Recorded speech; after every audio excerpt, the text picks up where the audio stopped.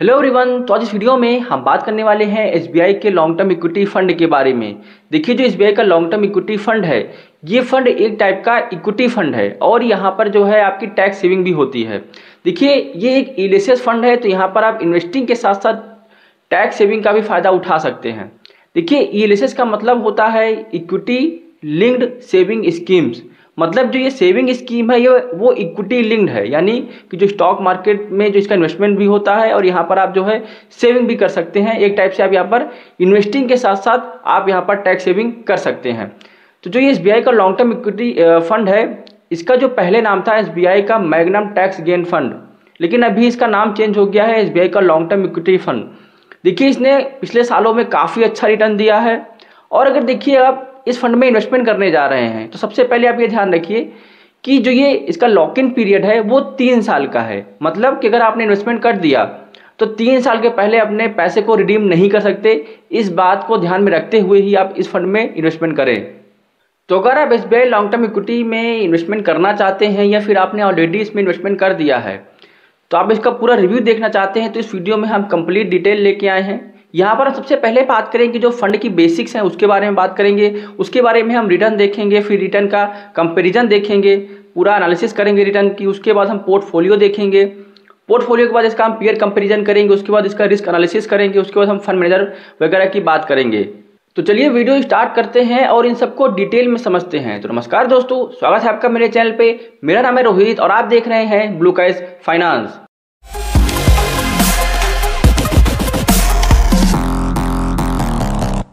तो अगर हम बात करें इस फंड के कुछ बेसिक डिटेल्स की, तो जैसा कि अभी आप स्क्रीन पर देख सकते हैं कि यहाँ पर जो है ये एसबीआई का लॉन्ग टर्म इक्विटी फंड है जो कि डायरेक्ट प्लान ग्रोथ है। अब देखिए, जो ये फंड है ये एसबीआई म्यूचुअल फंड इसको मैनेज करता है। और अगर हम स्कीम की रेटिंग देखते हैं तो इसकी जो रेटिंग आ रही है वो 5 स्टार आ रही है। और अगर हम करेंटली इसकी एनएवी देखते हैं जो कि 20 मार्च 2025 की इसकी एनएवी जो चल रही है वो 437 रुपये 11 पैसे के आसपास है। और अगर हम देखें कि जो ये फंड है वो ईएलएसएस कैटेगरी का है, जो मैंने आपको पहले ही बता दिया था कि ये इक्विटी लिंक्ड सेविंग स्कीम्स है। यहाँ पर आप टैक्स सेविंग कर सकते हैं इन्वेस्टमेंट के साथ साथ। एक्सपेंस रेशियो की बात करें तो वो जो है 1.07% है। देखिए, इसका जो पहले एक्सपेंस रेशियो था, इसके पहले जब मैंने वीडियो बनाया था तो ऑलमोस्ट 0.93% था, लेकिन अभी इसका जो एक्सपेंस रेशियो है वो 1.07% हो गया है। और अगर इसके हम कैटेगरी के एवरेज का एक्सपेंस रेशियो देखें तो वो 0.86% है, जो कि अगर हम इसके कैटेगरी के एवरेज से इस फंड के एक्सपेंस रेशियो की बात करें तो वो थोड़ा सा ज़्यादा है। और भी अगर हम फंड साइज़ की बात करें तो इसका जो फंड साइज आता है वो है 25,723 करोड़ रुपए, जो कि काफ़ी ह्यूज अमाउंट है। अगर हम ओवरऑल टोटल जो अगर हम टैक्स सेविंग या फिर टैक्स सेवर फंड की बात करें या ईएलएसएस कैटेगरी की फंड की बात करें तो वहाँ पर इसका सिर्फ इस फंड का जो है अप्रॉक्स 12% का इन्वेस्टमेंट आता है, जो कि काफ़ी ज़्यादा ही बोल सकते हैं, क्योंकि बहुत ही लार्ज अमाउंट ये इन्वेस्टमेंट करते हैं ईएलएसएस कैटेगरी में। तो जैसा कि आपने फंड हाउस पहले ही देख लिया था कि एसबीआई का म्यूचुअल फंड है। और अगर इसके हम लॉन्च डेट की बात करें, यानी कि ये फंड लॉन्च कब हुआ था, तो ये जनवरी 1 2013 में इसका डायरेक्ट प्लान जो है लॉन्च हुआ था। अगर इसके हम बेंचमार्क इंडेक्स की बात करें तो इसका जो बेंचमार्क इंडेक्स आता है वो BSE 500 का टोटल रिटर्न इंडेक्स है। और रिटर्न सिंस लॉन्च की बात करें, जब से फंड लॉन्च हुआ है तब से फंड करीब 16.5% का रिटर्न दे चुका है, जो कि इक्विटी में काफ़ी बढ़िया सा है। और इसको मीटर की बात करें तो वो काफ़ी हाई है, क्योंकि इक्विटी में इसका 80% से ज़्यादा इसका जो है इन्वेस्टमेंट होता है वो इक्विटी में। तो इसका जो रिस्को मीटर है वो ऑब्वियसली से वेरी हाई रहने वाला है। टाइप ओपन एंडेड है, जो कि मैंने आपको पहले ही बताया था कि इस फंड में आप इन्वेस्टमेंट जब भी करेंगे उसके 3 साल के बाद ही यहाँ पर रिडीम कर सकते हैं। 3 साल के पहले यहाँ पर रिडीम नहीं कर सकते, क्योंकि ये ईएलएसएस फंड है। अगर रिस्क ग्रेड की बात करें तो देखिए यहाँ पर जो रिटर्न मिला है वो अच्छा मिला हुआ है। अगर हम इसके रिस्क की बात करें तो वो थोड़ा सा कम है इसके रिटर्न के कंपेरिजन में। तो वहीं अगर हम इस फंड के रिटर्न की बात करें तो देखिए, इस फंड में जो रिटर्न मिला हुआ है वो पिछले 5 सालों में सबसे ज़्यादा है। अगर आप देखोगे तो 31.33% का रिटर्न मिला हुआ है पिछले 5 सालों में। और अगर इसके हम कैटेगरी के एवरेज की हम बात करें तो उसका जो है 24.5% का है। और अगर हम 3 साल की बात करें तो 3 साल में भी इस फंड ने 24% का एनुअल रिटर्न दिया हुआ है। और कैटेगरी एवरेज की बात करें तो सिर्फ 14.5 से 15% का ही है। 1 साल की बात करें तो वहाँ पर भी यही है। मतलब कि अगर इसका हम रिटर्न देखें इसके कैटेगरी के एवरेज से तो वो काफ़ी अच्छा है। तो वहीं अगर हम इसके रिटर्न की कुछ डिटेल में एनालिसिस करें, यानी कि इसके अगर हम क्वार्टरली रिटर्न देखते हैं पिछले 5 सालों में, यानी कि 2020 से Q1 से लेकर 2024 के Q4 तक इसने रिटर्न जो है वो कैसा दिया हुआ है। तो अगर आप देखेंगे ओवरऑल तो 2020 के जो Q1 में -26% का रिटर्न दिया हुआ है। अगर उसको छोड़ दें, क्योंकि वो कोविड के समय आया हुआ था, उसको छोड़ दें तो इसने किसी भी क्वार्टर में मेजरली निगेटिव रिटर्न दिया ही नहीं। अगर हम दो देख लें, जैसे कि 2022 के Q2 में -7% का रिटर्न था, 2024 के Q4 में -6% का रिटर्न है। उसके बाद ये इसने हमेशा ही आपकी बोल सकते हैं कि हर क्वार्टर में इसने पॉजिटिव रिटर्न दिया है। अगर हम पिछले 5 सालों के क्वार्टरली रिटर्न की बात करें तो उस हिसाब से ये फंड जो है काफ़ी अच्छा है, क्योंकि वोलेटाइल बहुत ही कम है, क्योंकि यहाँ पर रिटर्न भी काफ़ी अच्छा मिला हुआ है एवरी क्वार्टर में। तो वहीं अगर हम इसके रिटर्न की थोड़ी और एनालिसिस करें और देखें कि इसका जो बेस्ट और वर्स्ट परफॉर्मेंस रहा है वो कब रहा है, तो जैसा कि अभी आप देख सकते हैं इसके बेस्ट परफॉर्मेंस की, तो अगर हम मंथली रिटर्न देखें जो कि 22% रहा है। अगर हम समय की बात करें तो वो 23 मार्च 2020 से लेकर 23 अप्रैल 2020 के बीच में मिला हुआ है। यानी कि आपको याद होगा कि जो कोविड के बाद जब मार्केट में रिबाउंड आया था तो उसका बेस्ट मंथ है 22% का रिटर्न। और अगर हम क्वार्टरली देखें तो क्वार्टरली में इसका करीब 37.5% का रिटर्न जो है इसमें पॉजिटिव में दिया था।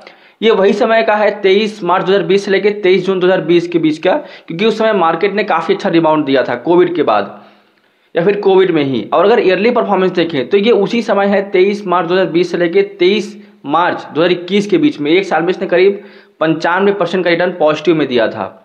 और अगर इसके हम वर्स्ट परफॉर्मेंस की बात करें तो ये भी जो है 23 फरवरी 2020 से लेकर 23 मार्च 2020 के बीच में आया था।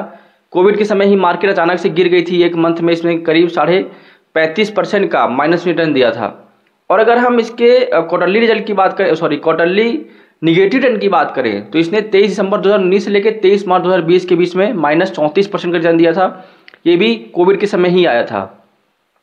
और अगर ईयर की बात करें, एक साल में इसने 23 मार्च 2019 से लेकर 23 मार्च 2020 के बीच में इसने -32% का निगेटिव में रिटर्न दिया था। तो यहाँ पर आप देख सकते हैं कि मोस्टली इसने कोविड के समय ही खराब परफॉर्मेंस किया था, उसके बाद से इसका कोई भी खराब परफॉर्मेंस नहीं है।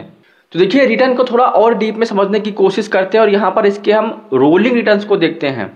रोलिंग रिटर्न में आप देख पाएंगे कि जो ये ब्लू कलर की जो यहाँ पर कैंडल है या फिर बार है, ये जो है SBI के लॉन्ग टर्म इक्विटी फंड को दर्शाता है।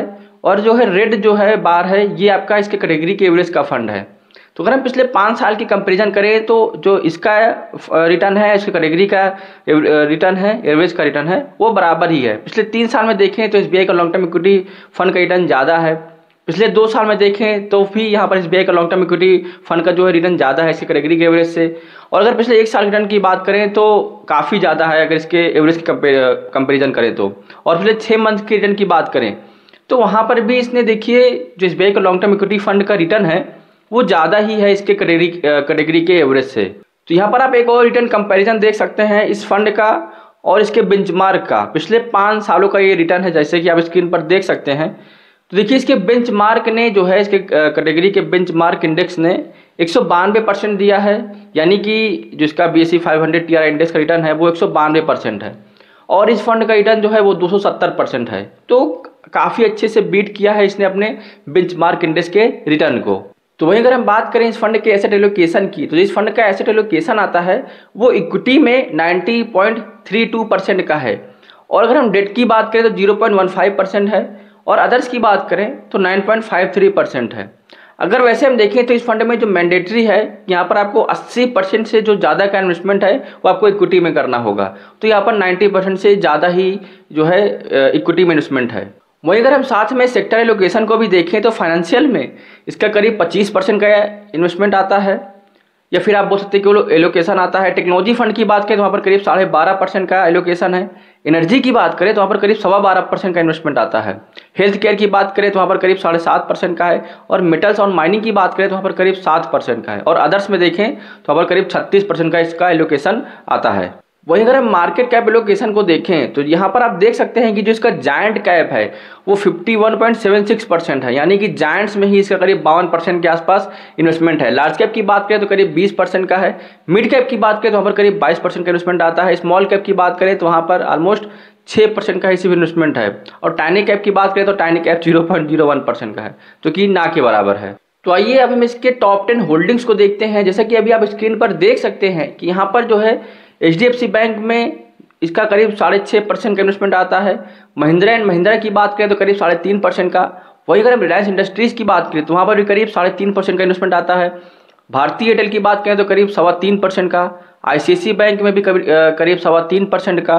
टोरेंट पावर की बात करें तो वहाँ पर भी करीब 3.25% का इन्वेस्टमेंट आता है। टाटा मोटर्स और ITC की बात करें तो वहाँ पर भी करीब 3.25% का इन्वेस्टमेंट आता है। SBI और टाटा कंसल्टेंसी यानी कि TCS की बात करें तो वहाँ पर करीब 2.5 से 2.25% का इसमें इन्वेस्टमेंट आता हुआ है। और वहीं अगर हम इसके पीयर से कंपैरिजन करें, जैसा कि अभी आप स्क्रीन पर देख पा रहे होंगे कि जो SBI का लॉन्ग टर्म इक्विटी फंड है उसने 5 सालों में करीब 31.5% का रिटर्न दिया हुआ है। मोतीलाल ओसवाल की बात करें तो उसने करीब 28% का रिटर्न दिया है। पराग पारिक की बात करें तो उसने करीब 29.5% का रिटर्न दिया हुआ है। कोटक गिलेसेस की बात करें तो वहाँ पर भी इसने करीब 25.5 का रिटर्न दिया हुआ है। DSP गिलेसेस की बात करें तो पर करीब 29% का रिटर्न दिया हुआ है। मतलब पिछले 5 सालों में SBI के लॉन्ग टर्म इक्विटी फंड ने ही सबसे ज़्यादा रिटर्न दिया हुआ है। और अगर 3 साल की बात करें तो 3 साल के रिटर्न को भी किसी फंड ने बीट नहीं किया हुआ है। और 1 साल की बात करें तो 1 साल में 2 फंड है जिन्होंने रिटर्न बीट किया हुआ है। मोतीलाल ओसवाल ने 19% का रिटर्न दिया है और DSP गिलेसेस ने 19% का रिटर्न दिया है। और बाकी अगर 1 महीने का रिटर्न देखें तो ऑलमोस्ट सेम ही है। यानी कि अगर हम ओवरऑल कंपैरिजन करें तो इसने अपने पीयर कंपैरिजन में सबसे अच्छा रिटर्न दिया हुआ है पिछले 5 सालों में। तो वहीं अगर हम बात करें रिस्क रेशियोज की तो जैसा कि अभी आप स्क्रीन पर देख सकते हैं, जो इस फंड का स्टैंडर्ड डेविएशन आता है वो जो है इस फंड का 14.33 है।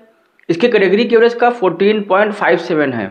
मतलब देखिए स्टैंडर्ड डेविएशन वो शो करता है कि जो इस फंड की वोलेटिलिटी है कि वो फंड कितना ज़्यादा अप एंड डाउन करता है मार्केट के अप एंड डाउन में। तो वहाँ पर ये फंड अपने कैटेगरी के एवरेज से काफ़ी अच्छा है क्योंकि अपने कैटेगरी के एवरेज से कम वोलेटाइल है। अगर बीटा की बात करें तो बीटा भी यही शो करता है कि फंड कितना वोलेटाइल है। इस फंड की जो बीटा है वो 0.96 है और इसके जो कैटेगरी के एवरेज का बीटा है वो 0.93 है। मतलब कि अगर थोड़ा सा ज़्यादा वोलेटाइल है बीटा अगर हम देखें तो। शार्प रेशियो की बात करें तो शार्प रेशियो का मतलब ये होता है कि इस फंड ने कितना रिस्क फ्री रिटर्न दिया है या फिर रिस्क एडजस्टेड रिटर्न दिया हुआ है। तो अगर इस फंड का हम शार्प रेशियो देखें तो वो 1.12 है जो कि इसकी कैटेगरी के एवरेज का 0.59 है। ट्रेनर जो रेशियो है वो भी इसी को शो करता है क्योंकि इस फंड का जो ट्रेनर रेशियो है वो 16.71 है और इसके जो कैटेगरी के एवरेज का ट्रेनर रेशियो है वो 9.25 है।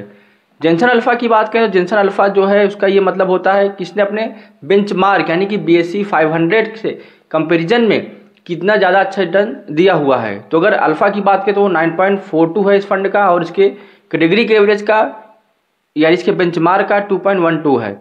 और अगर हम मीन रिटर्न की बात करें तो मीन रिटर्न का मतलब होता है कि जो मंथली रिटर्न होता है एवरेज मंथली रिटर्न इस फंड का जो है 22.12 है और इसके कैटेगरी के एवरेज का 14.63 है।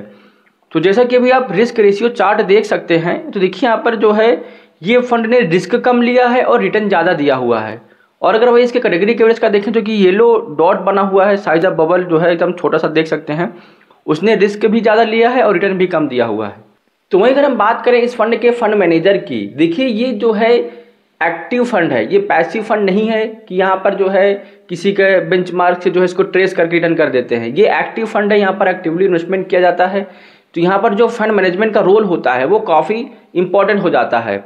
अब देखिए जो इस फंड के फंड मैनेजर हैं वो हैं दिनेश बालाचंद्रन, जो कि काफ़ी फेमस है, फिर काफ़ी पॉपुलर हैं। इन्होंने कई सारे फंड और ऑलरेडी मैनेज कर रहे हैं, जैसे कि SBI कॉन्ट्रा फंड हो गया, SBI का मल्टी एसेट फंड हो गया, SBI का बैलेंस एडवांटेज फंड हो गया, SBI का फ्लेक्सी कैप फंड हो गया, SBI का मैग्नम कॉमा फंड हो गया। मतलब ये ऑलरेडी 5-6 फंड और भी मैनेज कर रहे हैं। और देखिए जो SBI से 2016 से ही जुड़े हुए हैं।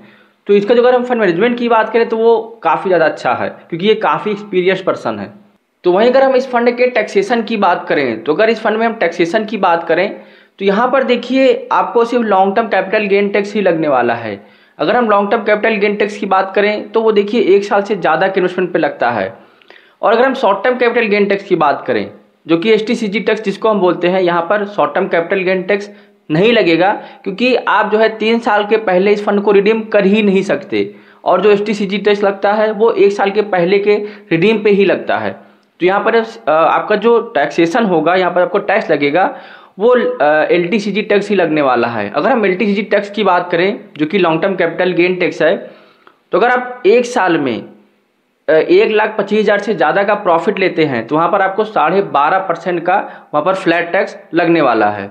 और अगर हम इस फंड के एग्जिट लोड की बात करें तो एग्जिट लोड यहाँ पर नहीं लगेगा, क्योंकि आपको ऑलरेडी मैं बता चुका हूँ कई बार कि यहाँ पर आपको मिनिमम 3 साल के लिए इन्वेस्टमेंट करना है, तो वहाँ पर एग्जिट लोड का कोई केस ही नहीं बनता, क्योंकि आप 3 साल के पहले इस फंड को रिडीम ही नहीं कर सकते। और अगर वहीं हम मिनिमम इन्वेस्टमेंट की बात करें, यानी कि अगर आप लमसम में इन्वेस्टमेंट करना चाहते हैं तो मिनिमम आपको 500 रुपये का इन्वेस्टमेंट करना होगा। और अगर हम मिनिमम SIP की बात करें तो वहाँ पर भी आपको मिनिमम जो है 500 रुपये का ही इन्वेस्टमेंट करना होगा। तो देखिए हम इस फंड के कुछ प्रोज एंड कॉन्स की बात कर लेते हैं। देखिए अगर हम इसके प्रोज को देखें सबसे पहले तो यहाँ पर देखिए एग्जिट लोड 0 है, ऑब्वियसली से 0 रहेगा ही, जिसको मैंने पहले ही बताया। और अगर एक्सपेंस रेशियो की बात करें तो यहाँ पर लोअर एक्सपेंस रेशियो है 1.07%। देखिए यहाँ पर आपको 1.07% का जो एक्सपेंस रेशियो है वो ज़्यादा लग रहा होगा, लेकिन आपको इस बात को ध्यान रखना है कि ये एक एक्टिव फंड है, यहाँ पर एक्टिवली इन्वेस्टमेंट होता है, तो उस हिसाब से जो इस फंड का एक्सपेंस रेशियो है वो 1.07% कम है। अगर आप दूसरे फंड्स में देखेंगे इलेसेस के ही तो वहाँ पर एक्सपेंस रेशियो इससे भी ज़्यादा आते हैं। और अगर हम इसके रिटर्न की बात करें तो इसने कंसिस्टेंटली 1 साल, 3 साल, 5 साल में अपने कैटेगरी के एवरेज के रिटर्न को बीट किया हुआ है। इवन 10 साल में भी इसने अपने कैटेगरी के एवरेज से ज़्यादा रिटर्न दिया है पिछले 1, 3, 5 और 10 सालों में। और अगर हम इसका अल्फ़ा देखें, जो कि मैंने पहले आपको बताया था कि इसने जो है 9.42 का अल्फ़ा दिया हुआ है, मतलब कि अपने बेंचमार्क से जो है बेंचमार्क जो इसका है BSE 500 TRI total return index, उससे ही ज़्यादा, काफ़ी ज़्यादा जो है इसने रिटर्न दिया हुआ है अपने बेंचमार्क के कंपैरिजन में। तो इसका जो अल्फ़ा है वो काफ़ी ज़्यादा अच्छा है। अगर हम कॉन्स की बात करें तो इसका जो लॉक इन पीरियड है वो 3 साल है। देखिए वो कॉन्स इसका नहीं बोला जाएगा, क्योंकि देखिए ये फंड की एक कह सकते हैं कि इसकी क्वालिटी ही ऐसी, इसका बिहेवियर है कि इसमें आपको मिनिमम 3 साल इन्वेस्टमेंट रहना ही होगा, तभी आपको टैक्स सेविंग का जो है फ़ायदा मिलने वाला है। तो देखिए आज इस वीडियो में हमने बात किया SBI के लॉन्ग टर्म इक्विटी फंड की, जो कि एक टैक्स सेविंग फंड है, यानी कि यहाँ पर जो है आप इन्वेस्टमेंट करने के साथ साथ टैक्स सेविंग भी कर सकते हैं। अगर आप टैक्स सेविंग करना चाहते हैं तो इनकम टैक्स के एक्ट 80C के अंतर्गत आप यहाँ पर 1.5 लाख तक जो अपने इन्वेस्टमेंट पर टैक्स में छूट ले सकते हैं, अगर आप इस फंड में इन्वेस्टमेंट करते हैं तो। अब देखिए यहाँ पर बहुत सारे लोगों का ये सोच रहे होंगे कि यहाँ पर इन्वेस्टमेंट करें या फिर ना करें। देखिए यहाँ पर मेरी कोई रिकमेंडेशन नहीं है, ना ही मेरी कोई एडवाइस है, ये सिर्फ एजुकेशनल पर्पज़ के लिए है। अब देखिए अगर यहाँ पर आपने इन्वेस्टमेंट किया हुआ है तो आप 3 साल वैसे भी यहाँ पर रिडीम नहीं कर सकते। और दूसरा, अगर आप इस फंड में इन्वेस्टमेंट करना चाहते हैं तो अगर आपको 5 से 7 साल का आपका इन्वेस्टमेंट होराइजन नहीं है तो इस फंड में आप इन्वेस्टमेंट ना ही करें। अगर आपका इन्वेस्टमेंट होराइजन जो है 5 से 7 साल का है तभी आप इस फंड में इन्वेस्टमेंट करें, जहां पर आपको रिटर्न काफ़ी अच्छा मिलेगा। अब देखिए अगर शॉर्ट टर्म में आएंगे तो शॉर्ट टर्म में इन्वेस्टमेंट करने का यहाँ पर एक नुकसान ये है कि जैसे कि अभी आपने देखा होगा कि जो मार्केट है वो करीब 15-16% के आसपास जो है निगेटिव में चल रहा है, अगर इंडियन स्टॉक मार्केट की बात करें, इक्विटी मार्केट की बात करें। और इस फंड का जो इक्विटी में इन्वेस्टमेंट है वो 90% से ज़्यादा है। तो ऐसे में अगर आप 1 साल, 6 महीने, 2 साल के लिए आते हैं, और मतलब इतना तो आप कर ही सकते हैं, 3 साल के पहले आप रिडीम कर ही नहीं सकते। मान लेते हैं कि 3 साल में भी अगर आप जो है रिडीम करेंगे तो वहाँ पर भी हो सकता है कभी कभी आपका रिटर्न जो है काफ़ी कम मिले। निगेटिव में तो बहुत ही कम होगा, लेकिन बहुत ही कम रिटर्न हो सकता है। तो ऐसे में शॉर्ट टर्म में मार्केट जो है बहुत ज़्यादा वोलेटाइल हो जाता है। लेकिन अगर आप 5 से 7 साल का रिटर्न का होराइजन देखेंगे तो मैंने आपको दिखाया था कि इसने अपने जब से लॉन्च हुआ है 2013 से, इसने करीब 16.5-17% का रिटर्न दिया हुआ है एनुअल बेसिस पे पिछले 12 सालों में। तो उस हिसाब से अगर आप लॉन्ग टर्म के बेसिस पे आते हैं तो यहाँ पर आपको रिटर्न काफ़ी अच्छा मिल सकता है। देखिए अगर आपको इस फंड के रिगार्डिंग कोई क्वेश्चन हो या फिर कोई डाउट हो तो आप मुझे कमेंट कर सकते हैं, मैं उसका रिप्लाई ज़रूर करूँगा। अगर आप जो है कोई और फंड के बारे में डिटेल जानना चाहते तो आप कमेंट करिए, मैं उसके ऊपर वीडियो बनाने की कोशिश ज़रूर करूँगा। और देखिए अगर आपको ये वीडियो पसंद आया तो आप इस वीडियो को लाइक कर सकते हैं। अगर आपको ऐसे ही म्यूचुअल फंड या फिर फाइनेंस से रिलेटेड वीडियोस चाहिए तो आप मेरे चैनल को सब्सक्राइब कर सकते हैं। तो आज के लिए इतना ही, मिलते हैं अगले वीडियो में। जय हिंद, जय भारत।